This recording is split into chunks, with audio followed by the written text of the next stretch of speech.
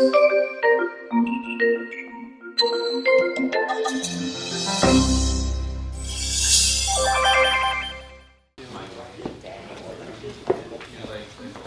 so everyone, welcome to SBA. This is our first time in this room, so I kind of got to project a little louder, but this is where we're going to be for the rest of the semester, so find a nice comfortable spot, and yeah. So next week, we're not going to have a meeting, but we have a few things going on. So next Thursday night, we're doing a soccer cleanup at the soccer field at 9 o'clock. If you can come and help out, that would be great. We need at least 10 people, and we are paid for that. So not you individually, but the club. So it's a good chance to meet on the e-board. And then also Saturday night, the 20th at 5 o'clock, we're doing a cleanup for women's hockey. So come out, support, we need help. If you're interested in running for e-board later this year in November, this is a great opportunity to get your face out there with us, because we're the ones that conduct those interviews at the same time. So. Next Wednesday, sorry, dates, is our career night in sports sponsored by the sport management department. So the registration link is in your newsletter for the week. I'm pretty sure registration closes on the 10th. It does close on the 10th. So if you want to go, register ASAP, and obviously we're preparing tonight for that, so be all ready to go. And then Beyond the Field is this Thursday from 4 to 5 in Gentry 144. Sarah Hillier from the University of Tennessee Global Sport Mentorship Program is coming to speak, so it's a great opportunity to hear more. And then if you're in Dr. Burton's class for sport management, she is offering extra credit for that too. So we have networking night on November 6th. Another way for you to prep for the conference and just in general to have good skills at networking. This is networking with our peers. So if you did an internship and you want to be a part of this event in that capacity where you kind of present and table on your internship, let us know, send us an email because we're going to start compiling a list pretty soon of people that we'd like to highlight at that event. We're also partnering with Women in Sport for that. So it's going to be a big event, hopefully, and it'll be here. So if you have friends that have interned or are currently interning, and they want to highlight that, let us know. And it's just another event for you to prep for life. So tonight, we have Networking 101 with the UCTV. This is Lisa. She's going to be presenting to us, so I'll turn it over to you. Please welcome Lisa.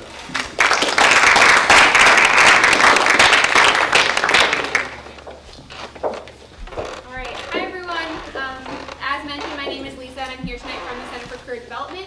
In this ECD, which is the abbreviation for the Center for Career Development, my role is that I'm a career consultant. So I meet one-on-one with students in a lot of capacities, talk to you about anything from starting to develop your resume, trying to figure out what you want to do in your major, finding internships and job opportunities, and also helping you through the application process, talk about networking, LinkedIn, and applying to graduate school, and pretty much anything in between. So I'm here tonight to talk specifically about networking, but if you have questions that kind of veer into one of those other areas, I'm happy to entertain those as well. My presentation style is a little bit informal, so if you have questions that I'm going through, feel free to shout them out or raise your hand and make sure I can catch your eye contact so that we can make sure to get your questions answered, because that is ultimately what I'm here to do today. I am going to cover kind of like the big topics that you think of when you think of networking. So I'm going to start out by defining networking, making sure we're all on the same page about that, moving into talking about elevator pitches, and because I know those are kind of a hot topic in terms of networking. Conversation starters, and also kind of conversation continuing elements when you're at a networking event, and then end with some kind of tips and tricks in addition to kind of all of those categories. So that's kind of my plan for the night, and as I mentioned, feel free to jump in with anything else you have questions about. And I know that you're preparing for the couple of events that Alexis just went over, so I also kind of cater the material to things like that. So if you have any questions about how any of this material applies to any of those events, I'm also happy to answer those. All right. So defining networking. I'm going to jump right in. Before I put up what I would consider the formal definition of networking, what are some of the key phrases that come to mind when you hear the word networking? Yeah? Like making connections with people. Making connections with people. Mm-hmm. What else? Yeah, Like sharing experiences. sharing experiences, okay. What else comes to mind? Yeah, It's not about who you know, it's about who knows you. interesting. It's not about who you know, it's about who knows you. Has anyone else heard that phrase before? I'm seeing some yeses, yeah. I think that's absolutely important when you're thinking about kind of professional trajectory. Oh, I'm noticing that a lot of these things are positive. Does anybody have any like negative things that come to mind when you think of networking? Stressful. Stressful. I think that's a pretty common one. Yeah. Your first impression is the most important one. Yep. First impressions are huge in networking and just also kind of across the board in terms of your professional career. Any other thoughts? Yeah. You kind of have to like put yourself out there. So for people who are like more introverted, it might be difficult. Yeah, networking can be extremely taxing, especially on people who are more introverted and who don't find that setting to be the setting that they thrive in. So it definitely can be intimidating. So I think we're going to touch on kind of like all of those components of networking tonight. But the formal definition that kind of summarizes all of that is the practice of gathering contacts, the process or practice of building up or maintaining informal relationships, especially with people whose friendship could bring advantages such as job or business opportunities. So this isn't necessarily the definition that you would identify most with as a student, but this is kind of the formal definition of networking. But I want to reframe that a little bit to make it more aligned with kind of what your role in networking is going to be. So if we look at that definition and kind of combine it with everything that you all just contributed, these are kind of the key factors of networking as a student. It's really, really focused on relationship building. So even though you're going to meet somebody at an event and you're not necessarily going to see them regularly after that event, that shouldn't be the last time you ever see them or ever speak to them. If you think that person is going to be beneficial to you in some way to have a relationship with, you want to make sure you're maintaining that relationship. And notice that the word relationship is in there. When you think of relationship, it's generally kind of like a two-way sort of deal. And we use that intentionally in our definition of networking because it is a two-way relationship. You want to make sure that you're not just taking, but also that you're giving. So that not just collecting business cards for personal gain, but also maintaining that relationship in a mutually beneficial way. Engaging with others to connect, not collect.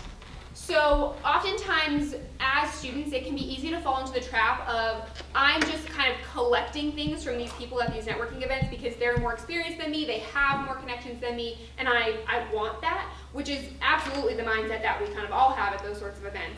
But it's important to not get stuck in that mindset. As a student, you're connected to a ton of other people as well. You have your own network, whether that's here on campus or beyond, and you can be really a great asset to the person that you're networking with as well by connecting them to some of those people in your network. So you want to think of it as a connection opportunity and not just that collecting of information. And third, connection will help expand your network and helping you when you need it. So networking is not something that you should do only when you need it for some reason, like to find an internship or to get a job or to get a leg up on a particular graduate school application.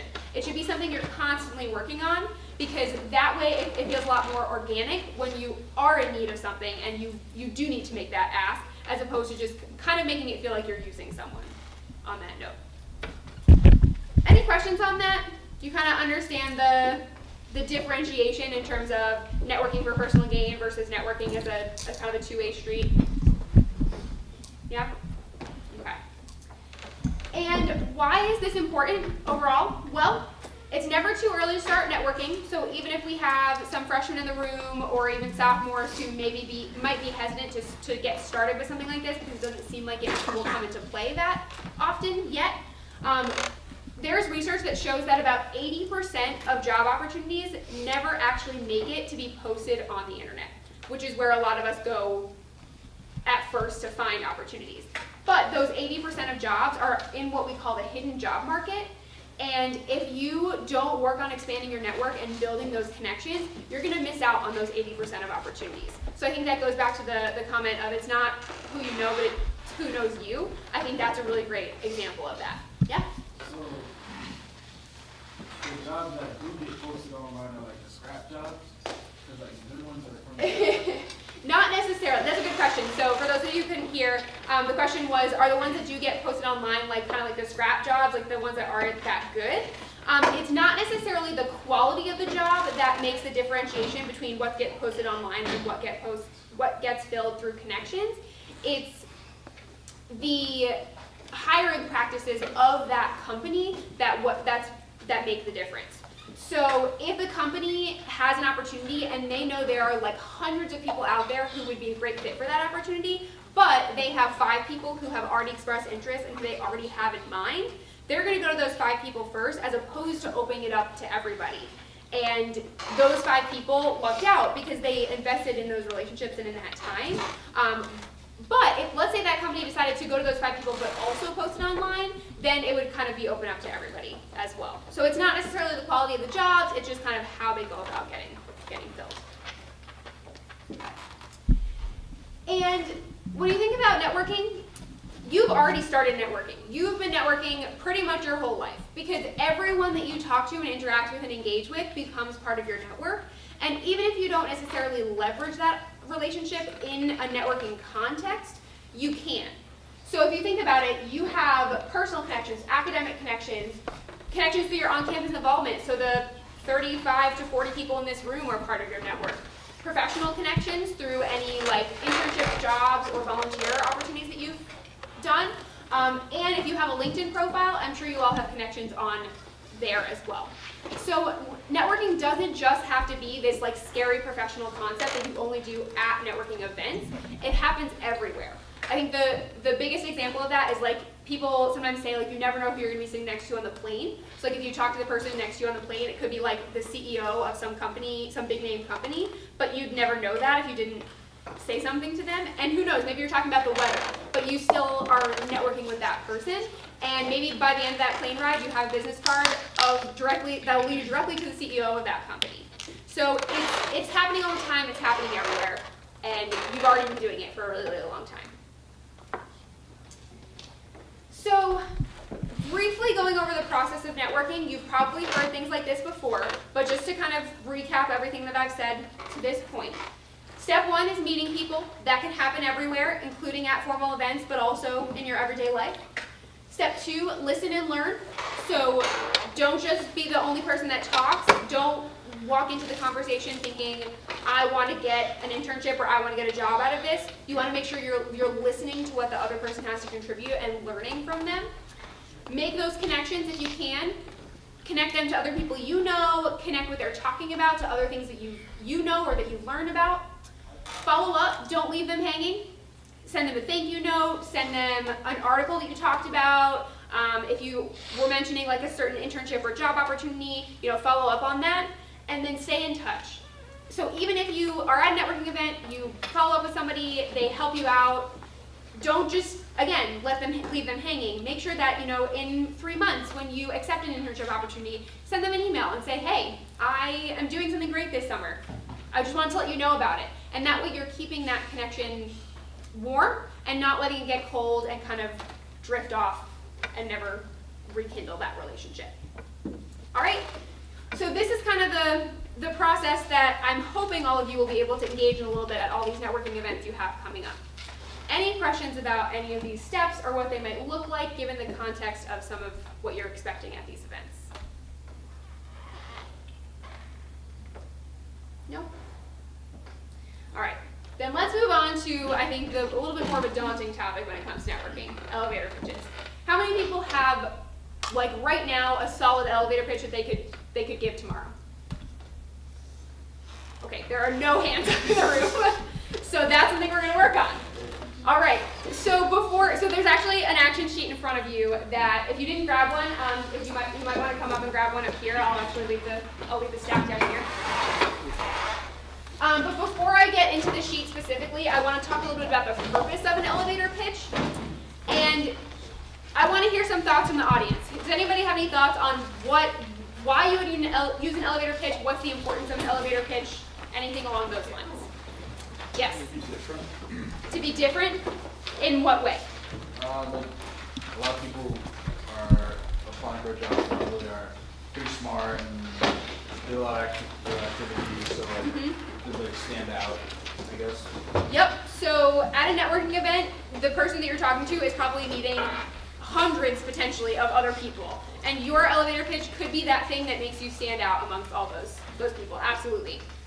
What else might you be trying to do with an elevator pitch? Yeah.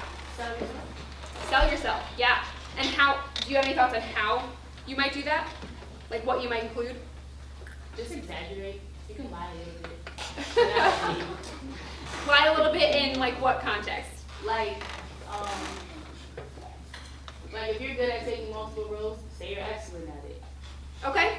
Like words like that. Or just saying like, I'm flexible, I can do anything. Okay. Just stuff like that.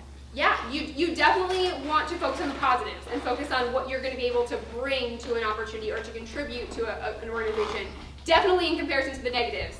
And because you have that opportunity to expand on it a little bit, you can provide some of that like extra stretch and those extra examples that you can't necessarily provide in like on your resume or something like that. Yeah.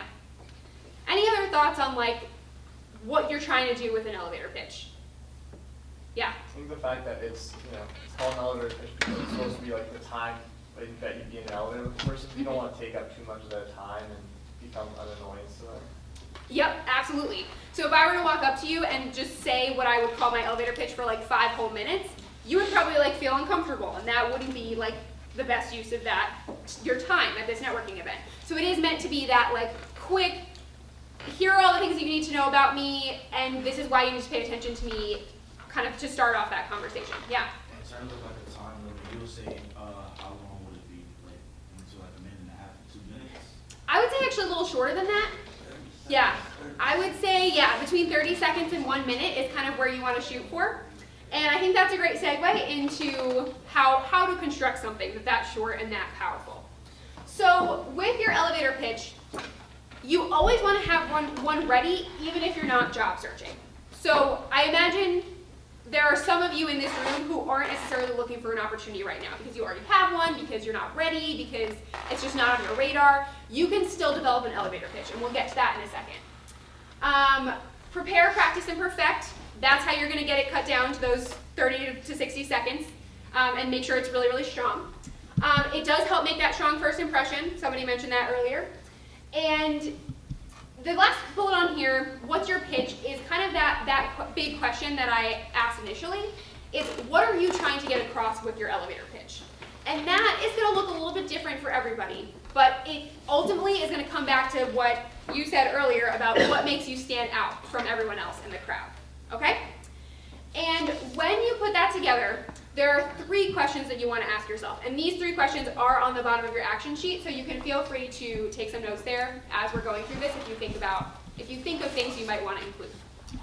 Question number 1, who am I networking with? Why is this question important? Because your audience matters.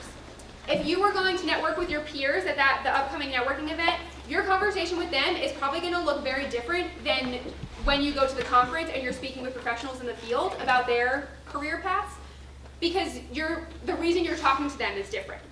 So you want to make sure you're keeping your audience in mind, and you don't want to necessarily go up to someone else in this club and have your whole elevator pitch focus on like what this club does and why that's been important to you, because they already know that information. Whereas at the conference, that might be a really great thing to showcase about like the UConn chapter of this organization in comparison to other chapters. So again, you really want to think about who am I talking to and what do I know about them that might influence what I'm about to say. Question number 2, what do I want to say to them? So what are the key pieces of information that I want this person to remember about me when I walk away? Is it my skill set? Is it the internship that I just did this summer? Is it my passion for this unique specialization within the field of sports business that I want to go into when I graduate? What are those key takeaways that you want somebody to remember? And I want you to think of that portion of your elevator pitch kind of like a thesis statement. So when you're in like an English class and you're writing an essay, that one statement is kind of like, here's my introduction to the argument that I'm going to make throughout the rest of this paper. That's what this elevator pitch is going to do for you. It's going to give the listener just like a couple of pieces of information that they're going to then ask you more about as you go through the rest of your conversation. And it serves as a great conversation starter. But you also want to keep in mind this third question of what do I want to ask them? So this is where that more like selfish part of the interaction comes into play. What am I hoping to walk away from this conversation with? Is it your email address and that's it? Is it for me to know if there are any internship openings at your company? Is it an informational interview opportunity because I want to learn more about your job and what you do at work? You want to make sure that that is also guiding your conversation, so it doesn't go off into an area that you're not interested in talking about. And then once you kind of think about the answers to these 3 questions, that's how you're going to start to build your elevator pitch. I'm going to let that sink in for a second. As you're thinking about this and maybe jotting down some notes based on what we just talked about, what questions do you have in terms of how this might look at your upcoming events? Yes. This is directly kind of going towards the career night sport that's coming up. Yep. So a lot of the times, I went to the one last year, and sometimes you'll be networking with someone who isn't necessarily in the career field that you don't want to get into. Okay. How do you still seem interested and still like express to them that you're always looking for positions even if they're not in that direct career field you want to be? That's a great question. Anybody have any thoughts on that before I contribute? Has anybody else found themselves in that situation? I saw a lot of heads. Yeah. Yeah. Do you have a thought that you want to share? No? Okay. Well, so and my response to that would be, I think that is where you'd have to be really strategic about the way that you sort of answer these 3 questions in your elevator pitch. Because let's say you're walking up to someone who like literally has nothing to do with the field that you're interested in. So even let's say not in sports, not in business, maybe in like education, who knows. When you walk up to them, you are not going to shift the focus of your conversation to focus on education because that's not what you're interested in. You're still going to stick with these 3 pieces that you want to communicate. And your elevator pitch is about you, so it's about, my interests, my experiences, what I'm going to bring to the table, and kind of what I'm looking for. And if you are networking with that person, that the answer to that third question there might be a little different than if you were networking with somebody in your field. So let's say that person is in education, and you're more interested in knowing, like, do they, where do they teach, and is there like some sort of sport business position at their organization? Maybe they don't have relationships with it, but like, is there an opportunity for me to work in an educational environment given what my interests are? So maybe that's kind of what you include here as kind of the end of your elevator pitch. Maybe it's something totally different. Maybe it's just, I want to know what brought you here tonight because our interests are clearly not aligning. So like, what are you doing here? Which you might want to ask in a little bit of a nicer way. And that could be the answer to the third question there. So it can be, you don't have to shift your focus based on their misalignment of kind of your interests, if that makes sense. Does that provide some guidance? Okay. And then I think that also is going to that's going to be an important factor to consider during the rest of your conversation as well, not just with your elevator pitch necessarily. So you want to be strategic about what you bring to the table and what questions you ask in order to still make the conversation beneficial for you. Other questions? Yeah? How do you really make yourself stand out? Like for the conference, for instance, like there's 160 other odd students there. Like, the person you may be trying to get your elevator pitch to may have heard 30 before you and 30 after you. So like, what's a really good way to kind of leave a lasting impression within them? That's another great question. So you're right that people are going to listen to who knows how many elevator pitches during the course of an event. And let's put yourself in their shoes for a second. If you were listening to like 200 students introduce themselves to you, what would be some of the things that would stand out to you? What would you be looking for in those speeches? Yeah. They're like, what's the word I'm looking for?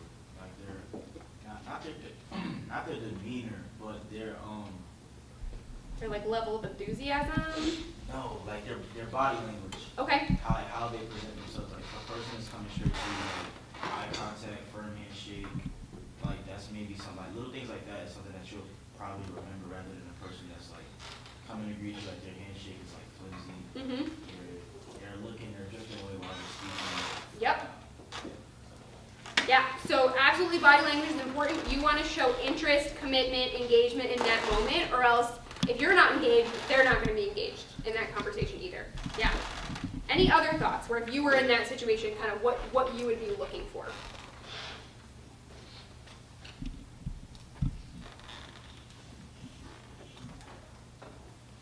Yeah? Well, I guess like the ability to make a personal connection with them, like actually have genuine interest about like not only what the work they do, but maybe them as a person, rather than just trying to say this is me now, what do you have? Yep. I think that's one of the biggest ones. There has been research that shows that personal connections are some of the most powerful tools in the networking world. So I like to think about an example where, like, if I were to go to a networking event, I would probably go home and talk to my roommate about like a couple of people that stood out to me at that event. And you want to be one of those people. And for me, those are going to be the people that did make that personal connection, that talked to me about like the fact that, you know, this doesn't make sense for your conference necessarily, but if I met somebody that was a UConn alum, that's a really great connection point that not everyone is going to have with them, but I'm going to remember something like that. Or if somebody is from the same town as me, like where I grew up, or even the same state, because most people here are from Connecticut and I'm from New York, so that's a really great connection point for me. You want to try to look for those pieces, and that actually is a good point. In your elevator pitch, you can include some personal details as well. It doesn't have to strictly be academic, professional oriented. If there's something unique about you that you want to contribute that you think is going to make that personal connection, absolutely. Go ahead and throw that in. Yeah? I was gonna say like doing additional research on this. Like say if you were going to like networking events that you knew who was gonna actually be there, like doing additional research on those people that you're gonna network with. So like you're networking with them and you bring up like something like certain achievements that they've accomplished. And like some people like hearing how good they've done. They are. It's like they've done, like, as much as people don't, they like hearing from another person. So that's another thing too. Yeah. Absolutely.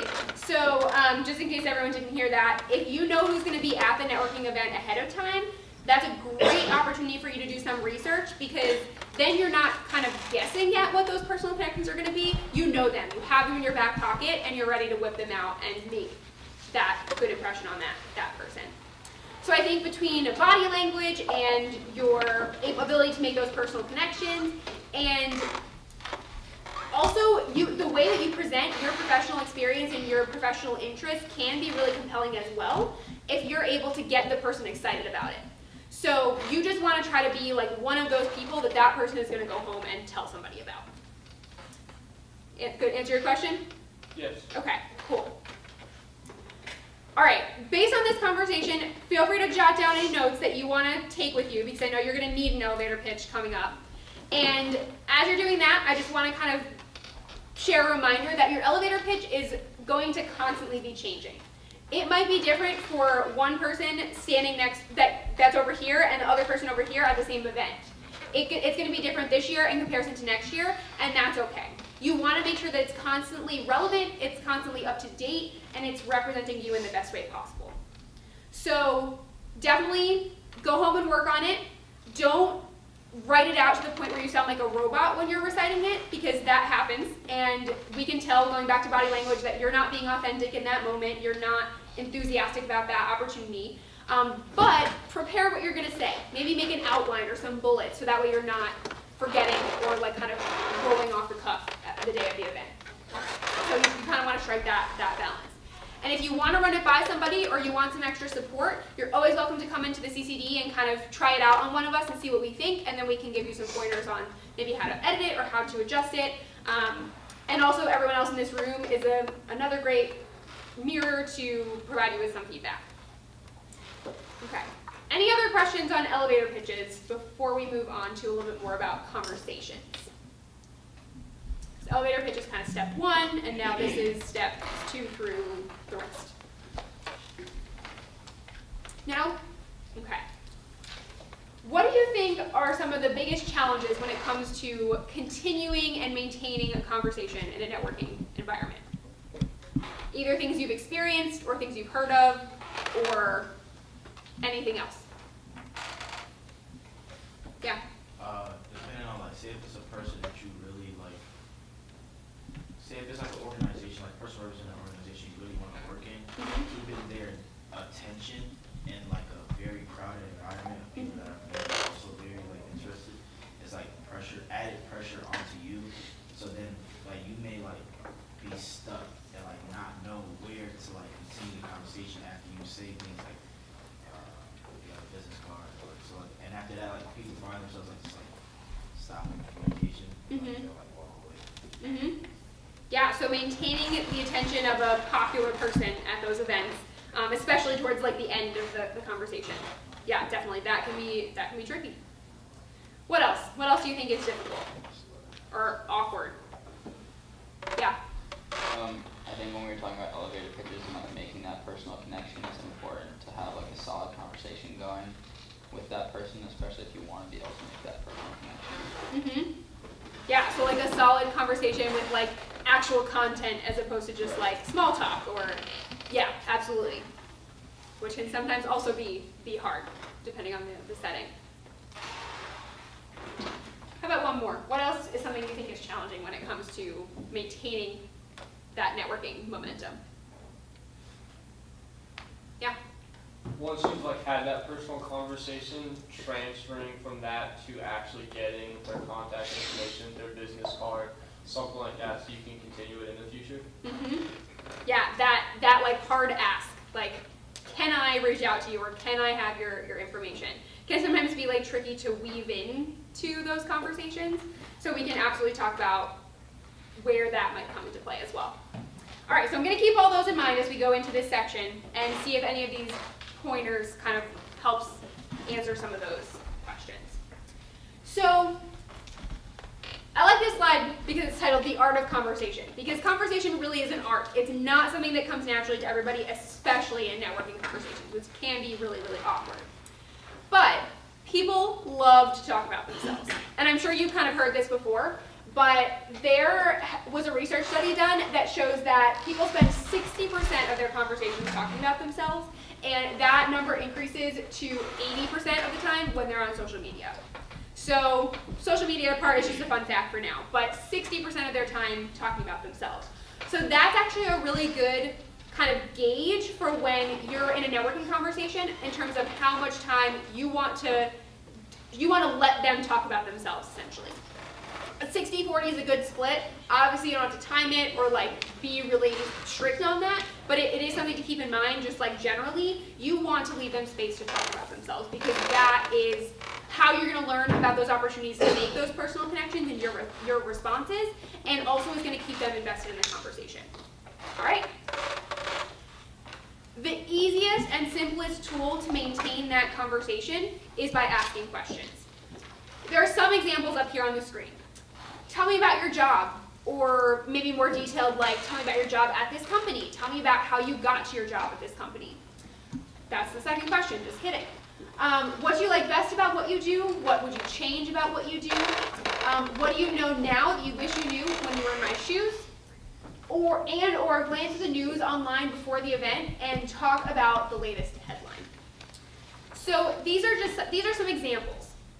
Some of you in the room might think, great, I love these questions, I'm going to roll with them, and those are going to be my go-to. Some of you might think, I don't care what you would change about your job, I just want to know what you do on a daily basis so that I can make an educated decision about whether or not I want to follow in your footsteps.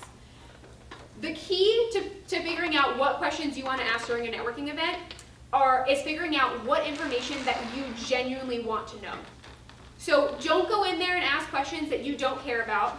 Don't go in there and ask questions that you think they want to hear and that's why you're asking them. Ask questions that you're interested in. And that's going to help allow you to have a substantial conversation. It's also going to help maintain their attention. And it's going to also allow you to walk away from that event actually having benefited from your interactions. So, sure, go ahead and grab some of the questions off this slide, but also before every networking event, you should sit down and think about what are some of those questions that I really want to ask at this event and why. What am I hoping to get out of them? So if a person is a talker and just kind of like gets away from the question in their response, how can I then bring it back and still get back to that answer that I'm looking for? And again, those questions can be professional, they can be personal to an extent. You don't want to go too personal with your questions. And they can be focused on you, but not 100% of the time. So notice here that all of these questions are about them except for the fourth one up there. So what other questions have you either heard of or found are successful at these sorts of networking events? Do you have any in your back pocket that you tend to go to?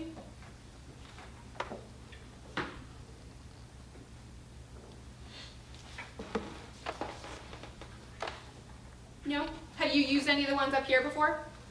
Yeah? Okay.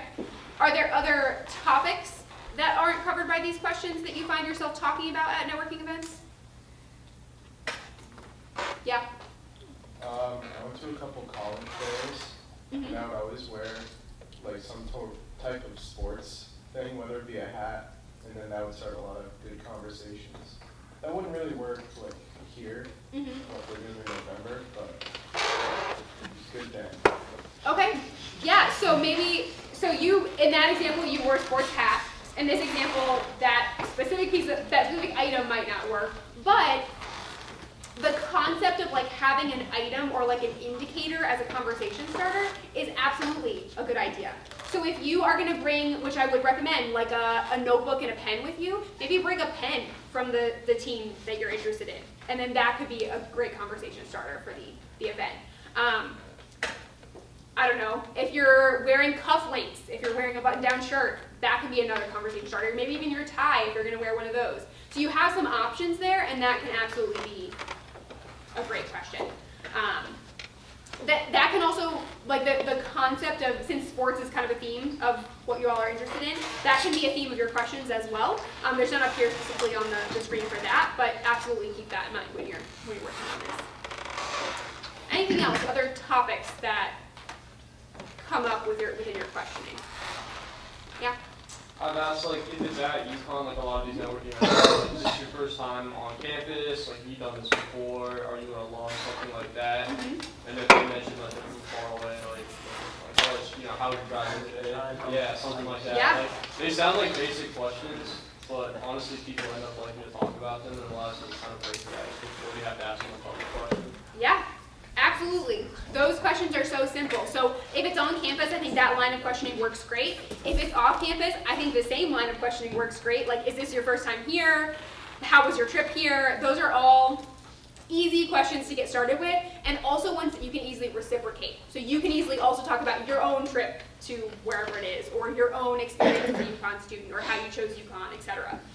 So those, I think that's a really great line as well. And I think you bring up a good point as well about, you know, using those as kind of like an icebreaker before you have to get into that more quote-unquote serious content. You can do that, absolutely do that. You can start off with some lighter questions to get the conversation flowing before you throw in your elevator pitch and you throw in kind of like that, here's who I am and here's why I'm here today. That's totally fine. If that's your style and that's what makes you feel comfortable, go for it. You can switch it up with every person you talk to. There's no like right or wrong way to do that. So if these questions feel more comfortable for you to get started, that is totally okay. All right, I think those were all great examples. If you have other questions that come up, feel free to let me know as we keep going. Also, your resume. So does everyone here have a resume that they feel pretty good about? Okay, I'm seeing mostly yeses, some no responses. If you don't, I would definitely recommend coming to the CCD to have it critiqued before you start engaging in these networking events where you might be interested in passing out your resume.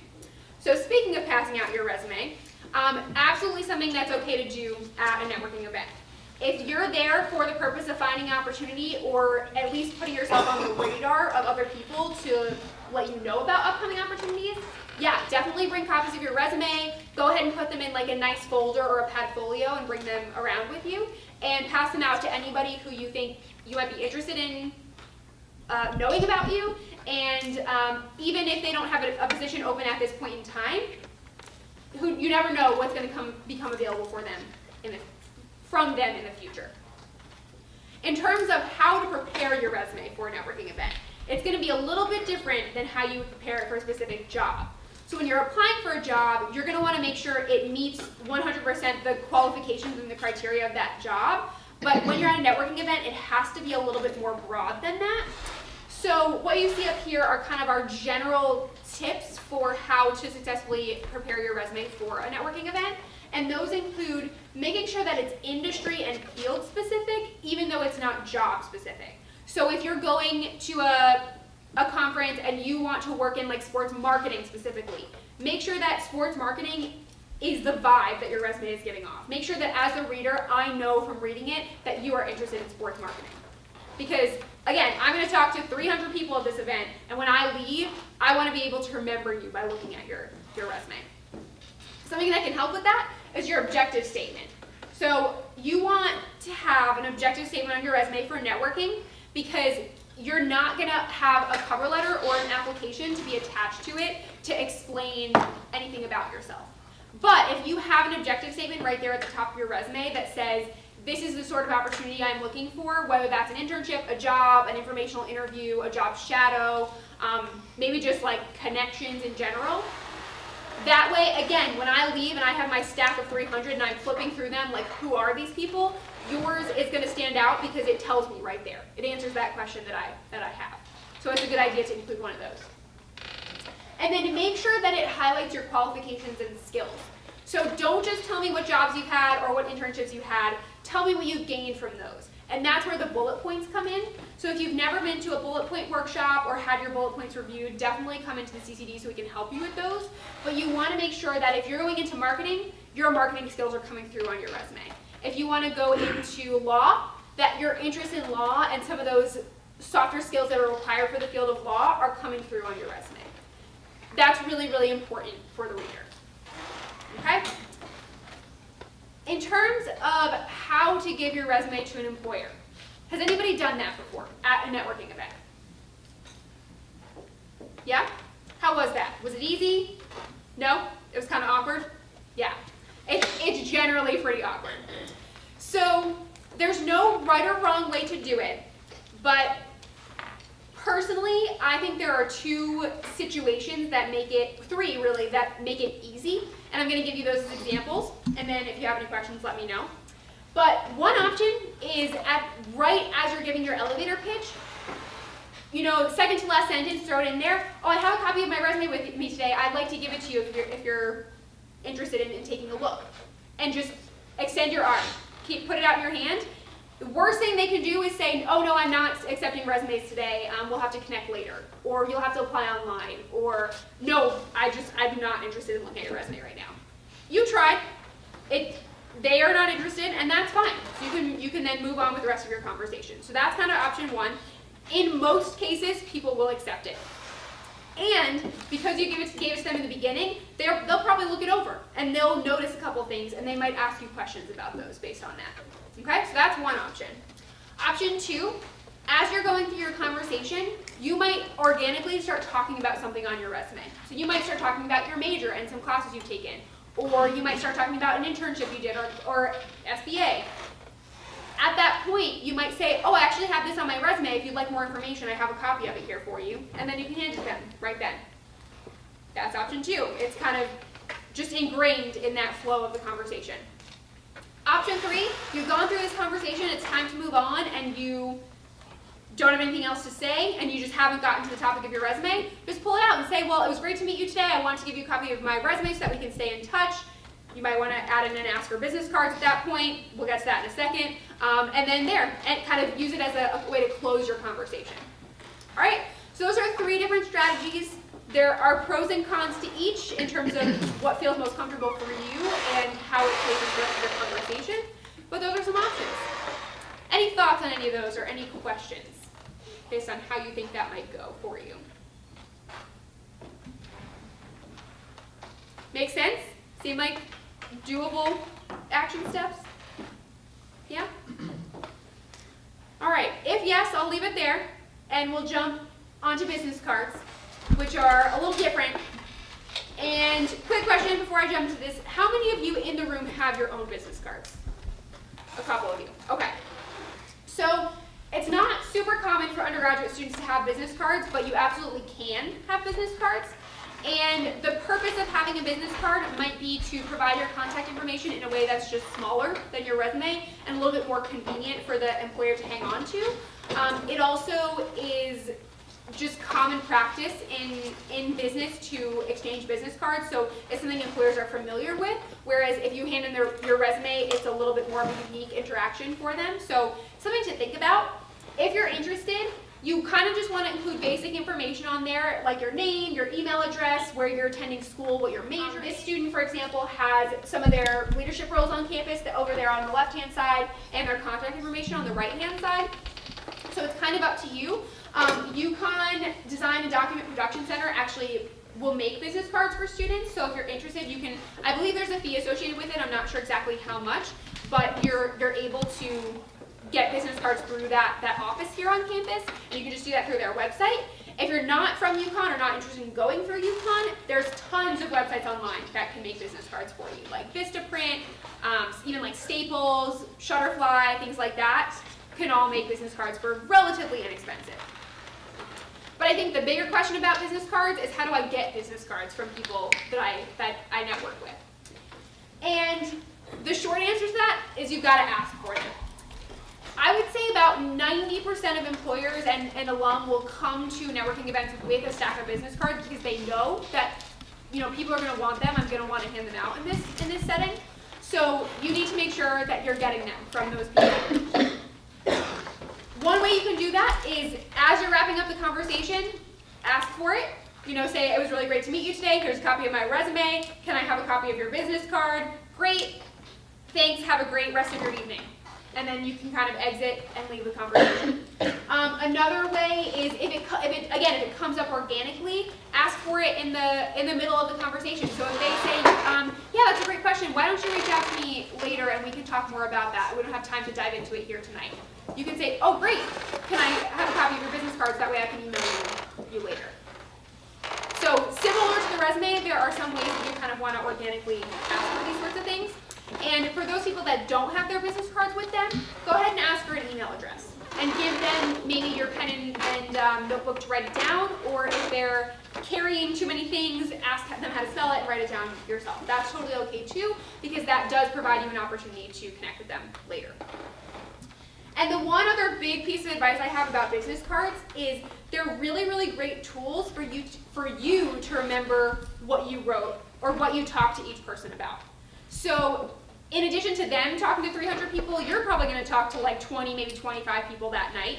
And it's going to be hard for you potentially to remember who said what.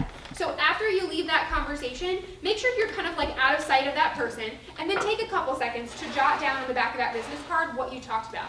What was that personal connection that you made? What was something unique that they shared that you're going to want to follow up on? And then that is the key to writing your thank you note after the meeting. So that night or the next day, you want to try to make it within 24 hours. You want to email them and say thank you so much for attending this event. Insert personalized message here. I really look forward to connecting with you again in the future. And then sign your name. So you want to make them personalized, because that just carries so much more meaning, and will again make you stand out from some of those other people that they met with that day by sending a reminder essentially that you exist and kind of what you spoke about. One other tip about business cards that I actually heard from a student not too long ago is, if you do have business cards at the event that you're going to, you can be proactive as well. And on the back of your own business cards, you can jot down what you plan to talk about, or even like the event that you met at. And that way, when that person is sifting through their pile of business cards after the event, even if they didn't take the time to kind of jot down some notes, they already have that there written by you on the back. So just another tidbit that I picked up that could be beneficial for you. So that's kind of Business Card 101. Any questions about your business cards, getting business cards, or what to do with business cards?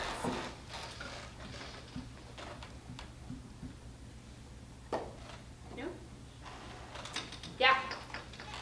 Is it okay to give a personal business card and your resume in the same meeting? Yep. If you have both business cards and a resume, absolutely go ahead and give both. If you think that makes sense. If you'd rather just give one, that's fine. You don't have to be like consistent with everybody or anything. But yeah, that's totally up to you. And I know that some students choose to staple their business card to their resume. Okay. In my opinion, that almost defeats the purpose of a business card, because I think most people most of the time have like a separate spot for business cards that they refer back to every now and then. And if it's stapled to your resume, your business card is not going to go in that pile. So I would recommend, if you're going to give both, to keep them not stapled. Okay. Yeah. Good question. Anything else? All right. So I'm going to run through some other tips and tricks that didn't necessarily fall into any of those categories we covered already, and then I want to leave the last couple minutes for some questions that you still have kind of outstanding about the upcoming events. All right, so one of the things we mentioned earlier was that networking can be stressful, especially if you're introverted. It's just not your kind of environment. Couple of tips on addressing the pre-networking jitters, and even during networking jitters. Acknowledge that you're feeling nervous. It is okay to feel nervous during networking, and I guarantee you're not the only one. Even professionals who are introverts are nervous at networking events. It's just not their environment, just like it's not yours. So accept that that's how it's going to be, and don't necessarily kind of beat yourself up over the fact that you're nervous because you don't want to be. It's totally normal and common to be anxious at networking events.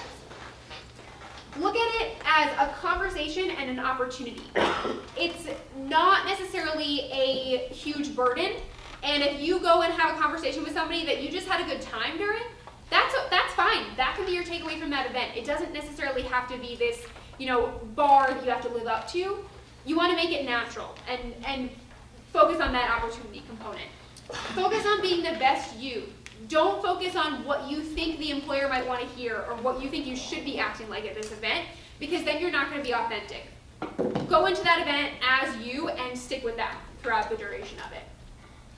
Set goals. So if your goal is to meet with 5 people, and once you're done with that, you're good, like you feel good and you're happy with your performance at the event, that's great. Set that goal of 5 people. Maybe it's the goal of collecting 5 business cards, and then give yourself a break after that. That's totally fine.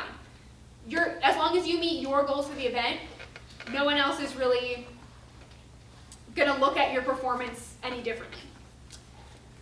And kind of to wrap that up, get out of your own way. A lot of the barriers that come with networking are self-imposed. And if you break down those barriers and you say, I'm just going to try some stuff and see how it goes, that is generally how you're going to be most successful, because you're not focusing on that pressure of performing really, really well. Just some general tips and strategies for conversation. Humor is often a fallback if we're nervous or not sure how to navigate a certain situation. Definitely okay to use, but use it sparingly. You don't want to make humor like the thing that somebody remembers about you necessarily, because then they won't focus as much on your qualifications or what you said during your conversation. Be genuine and authentic. I've already said that a number of times. Keep your energy level up. That goes back to what we were talking about earlier with positivity, enthusiasm, and professionalism. Confidence, direct eye contact, smiling. We've already covered all of this. Avoid sharing too much information. I think this can get a little tricky sometimes, especially when it comes to personal topics. But just try to read body language. If somebody doesn't really respond super positively to something you shared and you think you may have crossed the line, just reel it back in and try not to cross that line again.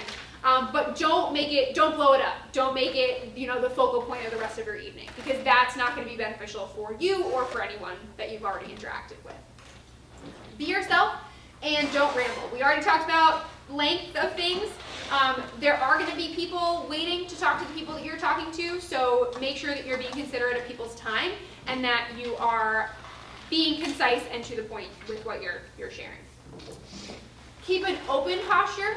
So don't kind of punch over your notebook or kind of like lean away from the person you're speaking to. You want to make sure you're open and engaging with them. I already mentioned this, but when you're receiving a business card, make sure that you're writing a note to yourself to remember that conversation. After the person has shared something with you, ask them another question about what they just said. If you're interested in keeping that particular dialogue open, that's a really good way to keep them talking. Especially if you're kind of scrambling for what do I want to say next, that will buy you a little bit more time. Exit the conversation gracefully, shake their hand, say thank you. Thank you is really important. And or it was nice to speak with you this evening, or today, whatever the case may be. That, after people say that, they tend to kind of freeze up and don't know what else to do, but just say that and walk away. Unless they're saying something else to you, just say that and walk away, because otherwise it will get awkward. You've already concluded, you said what you're gonna say, and then you're just kind of like waiting there. Just leave. You'll be better off if you just kind of exit at that point. And try to remember people's names. After the event, that can be difficult, but if you put in that time and effort, so especially if it's other people here on campus, and you run into them and you remember their name, that's gonna look really good for you. So keep that in mind as something you wanna kind of strive towards. So key points to remember from this presentation, if you walk away with anything from today, this is kind of what I hope you focus on. Practice beforehand and make sure you feel good about that elevator pitch. Seek out individuals everywhere, so including all of these events that you have coming up, including your classes, including your whatever you're doing on the weekends. Seek out people to network with. Ask to help and find ways to get involved. So if somebody here at UConn mentions a project that you think is really cool, see if there's a way for you to get involved in that. Even though it's not a job or internship, build up your resume that way. Keep going to events, always be genuine, follow up via email and social media. So after the networking event, you can also request to connect with somebody on LinkedIn as another way to keep in touch with them. I would stay away from Facebook. Twitter can be an option depending on how comfortable you feel about your Twitter content in terms of sharing that with a professional. And practice. The way that you're going to become comfortable with these like awkward networking situations is just by practicing them. So even, again, if that's even coming into the CCD for an appointment and we spend your 30 minutes in the office role-playing networking situations, we can do that with you. It's totally up to you, and we want to make sure we're there to answer your questions and make sure that appointment is beneficial for you. So if that's what you need, we're happy to do that. We can also talk about anything else that I mentioned earlier, but that's a really great resource to take advantage of. So next steps, make sure you're going to all these networking events. Create or develop your LinkedIn profile as another networking tool. Prepare your resume and elevator pitch for next week and all the other events you have coming up. And set up an appointment with the CCD if you're interested. I'll throw up our contact information up there on the screen so you can take a look at that while I'm wrapping up. And I want to open it up for questions one more time to see if anybody has anything that they were hoping I would get to today that I didn't. Yeah? I have a question about the board. Yeah. So you guys make critique hours like walking, or you have to set an appointment? We always recommend signing up ahead of time, because if you walk in, we can't guarantee we have somebody open. But if you go on our website, there's a button that says schedule an appointment, and you can do it really easily. It's every 20 minutes, Monday through Friday from 10 to 5. Yep. Yeah. So a conversation that you touched on was following up. So I've used to network that first email, and they respond, and everything is handy dandy. Yep. How do you Keep that going. Yeah, just keep it going. Yep. So the detailed answer to that question is going to be very individualized based on how you initially developed that relationship with them, whether it was about their company or about the field or about an internship in particular. My favorite way to follow up is to keep them updated. So what year are you currently? A junior. A junior. So you're taking courses this semester that are going to wrap up in December, and you're going to be like taking a whole new set of courses in January. So one thing that you might be able to do in a couple of months is maybe over winter break, send them a note and say, you know, hey, just kind of wanted to provide you an update. We met at this event. We talked about this.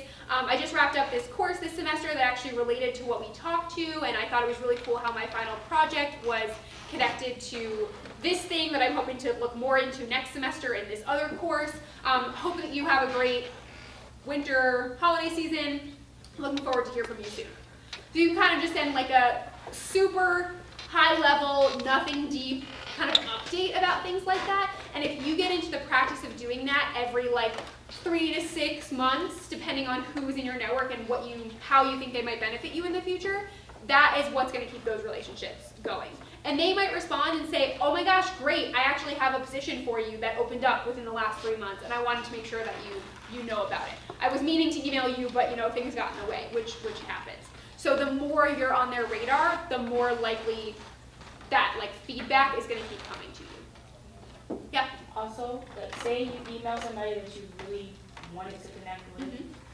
You email them, they don't email you back, so you send that email again. Yep. Keep sending that email, they don't respond.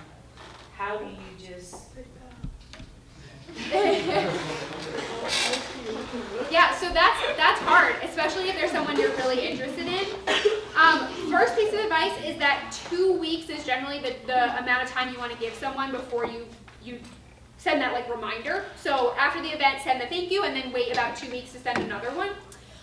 If you're consistently sending things and they're consistently not responding to you, try different avenues. So if you're using one email address, maybe try looking them up on LinkedIn and seeing if there's another email address on LinkedIn that you could use, or maybe looking them up online and finding their work email address and sending it to that. You could also try calling if they gave you a phone number and just saying, you know, oh, I've been sending you emails, I was wondering if you had a chance to get back to me, etc. Trying those different avenues is really the only other thing that you can do. And if they don't respond to all of those either, they either don't have time, are not interested, or just are not willing to invest in that relationship. So at that point, it's kind of like there's not much else you can do. Yeah. Yeah. Let's say you're not at a networking event like this. What about like sending an initial email, just like showing interest in like an internship opportunity or something like that? Yeah, that's absolutely something that you can do. It's pretty common practice actually. It's what we call a letter of inquiry, and you're kind of like asking like, can I do something here, or like what can you share with me? But that wouldn't be as deep. Like you wouldn't need to give as much information in that sense as if you were like meeting them in person. It would just sort of be that surface, like, I'm interested in the position. What could you like tell me about the position? Yep. So it's going to be dependent on the situation, obviously. My advice to you for something like that would be, don't forget about the relationship building component. So I would actually recommend first sending an email expressing your interest like in general, like I'm interested in this company, I'd love to learn more. Can we set up a time to chat, or could you respond to me via email, whatever works for you. And then once you do have at least that like one back and forth of a relationship going, that's where you might want to ask those more self-serving questions of like, I want a position, I want an opportunity kind of thing. So that relationship piece doesn't go away, but it can be supplemented by those questions as well. Okay. Yep, and we do have an example of a letter of inquiry in the CCD if you want to check it out. It's also on our website in our resume guide if you want to look at it. All right, I want to be cognizant of time. It is 7:05, so I think I'm gonna wrap up. You're over at 7, right? Yeah. All right, so I will hang out for like 5 more minutes if anybody has any individualized questions, but thanks so much for being here today, and good luck at all your events that are coming up.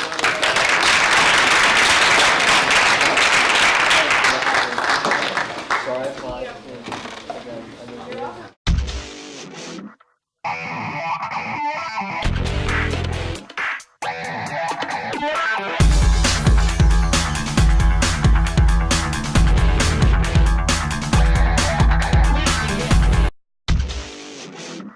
Yeah.